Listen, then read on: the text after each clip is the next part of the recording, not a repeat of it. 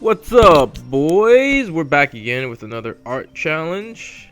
This time around, I'm drawing Loba from Apex Legends with an art style inspired by Odanon. Odanon, who is a Japanese artist known for drawing MILFs. Yes. Kind of a complete 360 from last time. I did say I was gonna amp up the TNA, tits and ass. So I picked really one of the best in the business, really. Just some of the classiest, like, pornographic drawings you ever see of older women. So it's pretty incredible stuff that Odanon does. So, you know, I think Loba is a pretty fitting character archetype for that art style. So this is kind of what I went with. I've always wanted to try to do something with Apex, but I've been just playing Apex. So with this challenge, I decided to redesign Loba a little bit in terms of her costume, because my god, some aspects of her original design just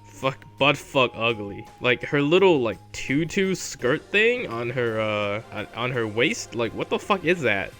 I can't even, like, that shit's fucking weird as hell, man. That shit looks so off, so I just got rid of that.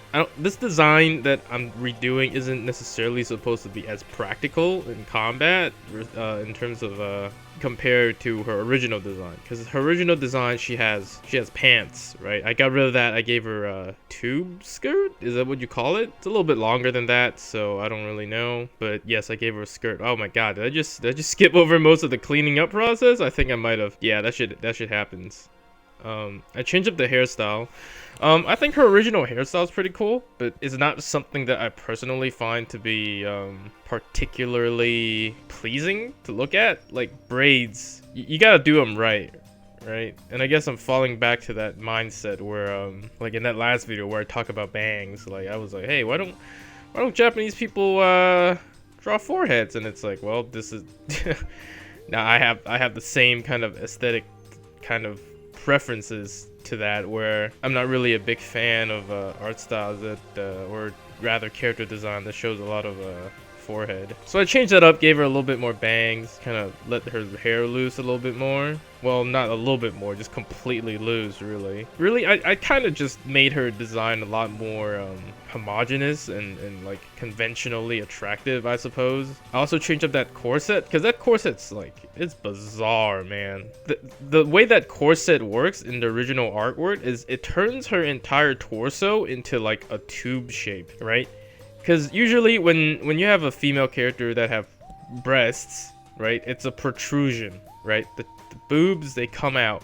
But this corset, right, it turns her entire torso into like one solid shape, even though she has breasts. So like it just presses her like boobs in a lot, and it doesn't look good in my opinion. So I just let those puppies out. It's hard to say how big they are. Probably not that big if they're able to be compressed that much. You know, there is some.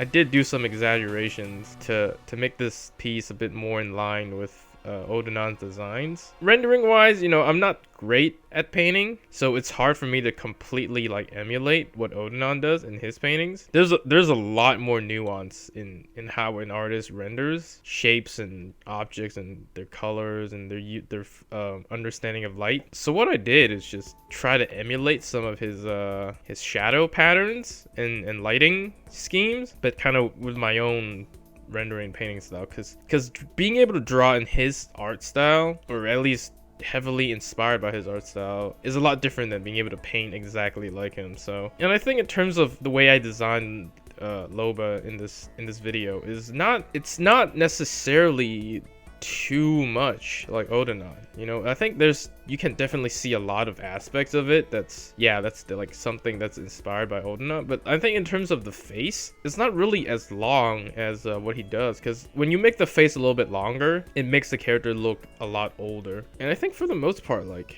I think I could have definitely exaggerated that a little bit more to be more in line, but something about the way I think about images and what looks pleasing, like my brain just won't let me like let that sit, because I'm really bad at recognizing mistakes. So if anything's a little bit off, like I'm just second guessing myself and thinking, oh, I fucked that up. So if I ever do any form of exaggeration that has to do with elongation or anything like that exaggerates, the face, I'm just gonna look at it and go, okay, that looks fucking off. Let me just fucking fix it and turn it back into a more conventional proportion. So right now I'm painting, doing all the colors. I think at this point I'm pretty confident in my ability to render breasts and faces. The creases and wrinkles in this outfit is actually quite challenging. I haven't had that much experience really painting clothing in detail. You know, mostly I've been doing faces and just bust shots in general. So it's a good learning experience, I think. You know, this series in general is just about me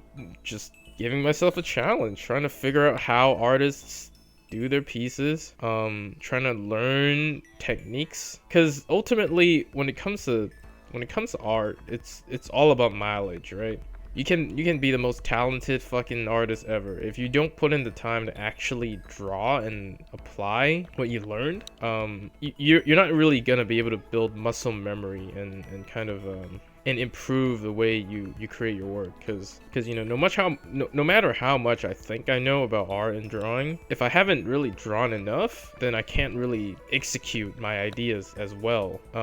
So you know, in terms of like face and breasts and stuff, I have decent experience drawing that stuff because I've been drawing a lot of those, but I actually don't draw the lower body that much. And recently I started to draw a lot more feet, because feet, that's challenging, man. Hands, I can do hands. You know, that Loba wolf staff thing, I actually really like the way that turned out on this piece. Like, I didn't think I would be able to render out like a metallic looking object, but I did it. That looks pretty good. It's crazy. Metal's one of the harder things to render. So yeah, going forward, I think there's a couple of things I want to try out with my drawings. So far, my painting style has been mostly reliant on a lot of gradient. On my Zoe drawing, I did a lot of basic, like almost cel-shaded look. I think I want to see if I can do like a more bold graphic look, because I really want to be able to speed up my process, and cel shading kind of style is definitely something that I think will speed up my ability to produce more work. But however, you know, it's a different art style, so it's gonna look pretty different. It's a different rendering style, rather, I should say, not really art style, but it ends up looking pretty different. You're not gonna get those nice smooth round shapes like on those boobs, right? Like, it's gonna lose a lot of that like kind of almost realistic kind of shape rendering. I want to see what that looks like in comparison to what I've been doing, because what I've been doing right now has some limits, I think. Because what I'm doing right now, the only way up is almost like photorealism, right? There are some ways to enhance your painting style without going to photorealism while still keeping it kind of painterly and stylized. Well, looks like that's the end of the video. I like this piece. Turned out pretty cool. I'm already working on the next video, the next piece. I think it's gonna turn out to be a pretty cool one. And yeah, thanks for watching. Stick around if you like. I'll see you later.